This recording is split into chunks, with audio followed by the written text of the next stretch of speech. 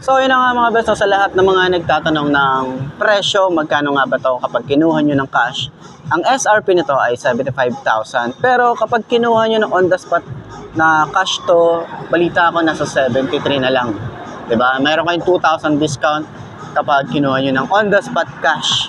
Okay? So ayun, sa mga kukuha naman ng installment, ilalagay ko sa screen nyo kung magkano nga ba ang kanilang installment for 3 years. And syempre may rebate pa yan. So sa tingin nyo, sulit nga bang presyo nitong motorcycle na to ngayong 2025? Tingin nyo, comment nyo naman yan sa baba.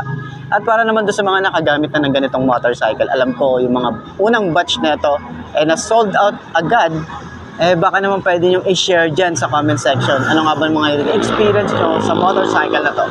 Ayos na ayos siya. So, mga best, sa lahat ng mga nagtatanong magkano nga ba ang ganitong motorcycle, ito ay nagkakahalaga ng 121,900 kapag kinuha nyo ng cash. At syempre, available din yan sa installment. Makikita nyo sa screen nyo yung down payment and yung terms nila. So, sa tingin nyo, sulit nga bang presyo niya ngayon 2025? Comment nyo naman yan sa baba. At para naman doon sa mga nakagamit na ng ganitong motorcycle, baka pwede nyo i-share dyan sa comment section ano nga ba yung mga naging experience nyo sa motorcycle na to. Para at least makatulong tayo sa mga gustong kumuha ng ganitong motorcycle.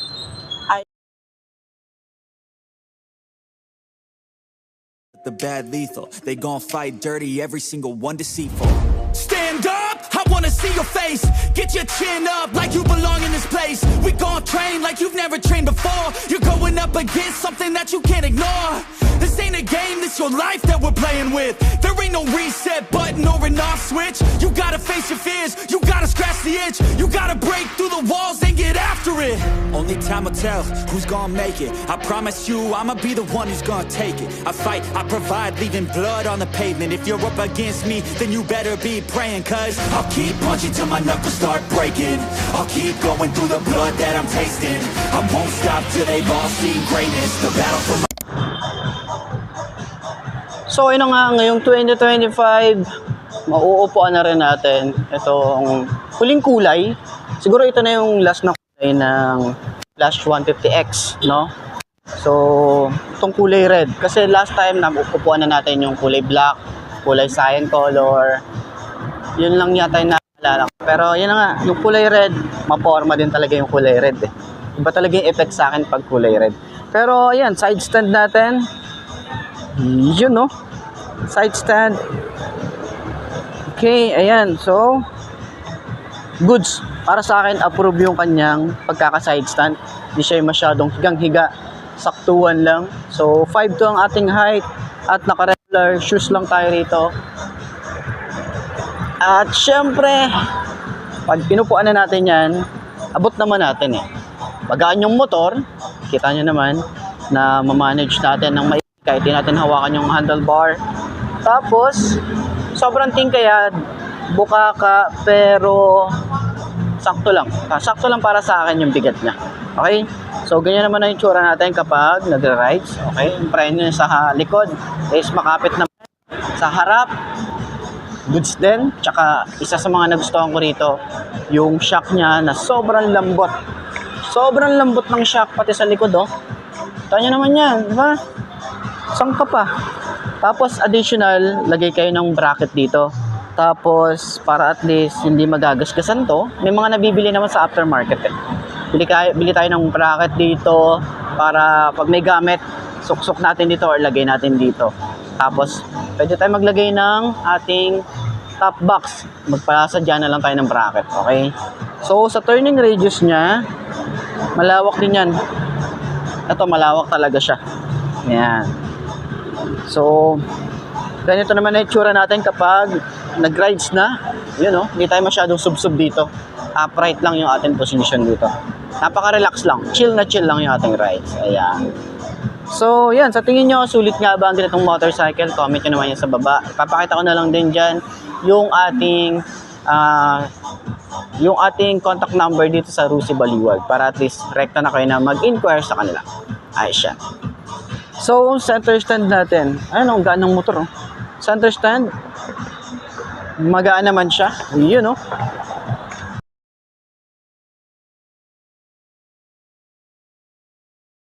No, we never sit still. It's time to stand up. Time to take the red pill. To make this all work.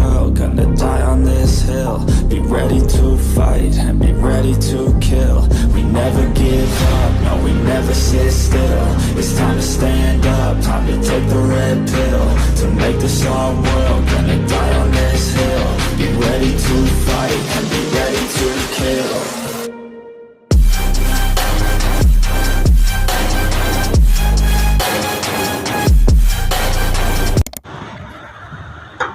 So, yun nga mga best, no? Ngayon na lang ulit tayo nakapag-vlog nitong Suzuki Raider R150 na FI. So, last time kasi meron tayong na-vlog dito na carb type.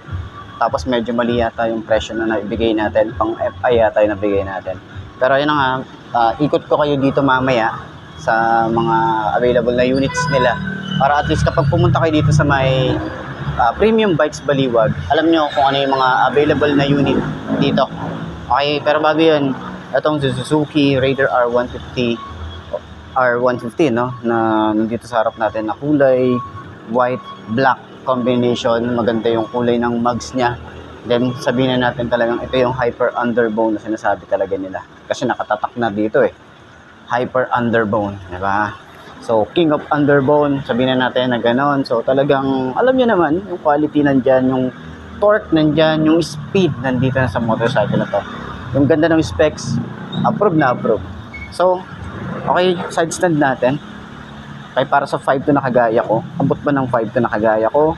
Or kagaya natin, di ba? Kung same height tayo at nagbabala ka na bumili ng motorcycle na pang beginner bike, pwede naman to na pang beginner bike. Basta ingat tayo sa daan kasi medyo malakas to. Kaya nga siya hyper underbone. So medyo malakas to. So upuan na natin. Dami itong satsat Yan, upuan natin. So yung ating position, magaan naman na siya. Tapos hindi rin tayo rito masyadong subsob. Yan, parang upright position pa rin tayo rito. Pero kapag medyo medyo tawag dito, medyo matangkad ka na, mga 5'6", 5'8", medyo nakaganon ka na. Okay, medyo nakapasubsob kung yung datingan mo or yung position mo. Pero ganyan, okay, manageable naman siya kahit sa 5 to na kagaya ko. Turning radius niya, saktuhan lang, hindi siya ganun kalawak. Yan. Yung shock niya sa harap, yan, sobrang ganda talaga ng shock ni Suzuki. Yung mga gusto ko rito kasi last time try ko yung ganitong Suzuki na carb type. Talagang pag nadadaan ako sa lubak, hindi ko masyadong ramdam kasi ang ganda ng shock niya sa likod. Ayan, maganda rin yung shock. Medyo matigas ng konti. Ayan. Kung na-adjust man to, adjust nyo na lang. Okay? So, yung position natin sa paa, ganyan. Maluwag pa yung ating legroom dito. Kung gusto nyo maglagay dito ng gamit, pwede naman. Kaya lang baka magasgas yung ating fairings dito Sayang naman, di ba? Sa upuan, nasa gitna siya. Hindi siya yung sobrang lambot, hindi rin siya yung sobrang tigas. Nasa gitna lang siya. Tapos yung ating OBR, kasya naman dito kahit anong size. No, depende lang siguro sa uupo or kung gaano kalaki yung pet na uupo dito. Kasi medyo payat. Medyo payat yung mga Raider So, yung itsura natin dito. Pogi din no? Nagpipilian ko din to kung pag nag-upgrade ako. Kaya lang, naisip ko kasi yung tipid, mas na basta. Para isa to sa mga pinagpipilian kong underbone kasi parang gusto ko ulit na mag-clutch. Okay, in case man na gusto ko mag-clutch ulit, parang trip ko din to, FI na to. Medyo maliit na lang yung gas tank na ito. Pero maganda to, pogi pa rin siya. No? So, ayan, sa tingin nyo, sulit pa rin nga ba yung looks niya, yung presyo niya, yung 2025 para sa Suzuki Raider R150 na FI? Comment dyan sa baba. So, center stand natin. Kung magaan ba siyang center stand? Napakagaan lang din. Ayos.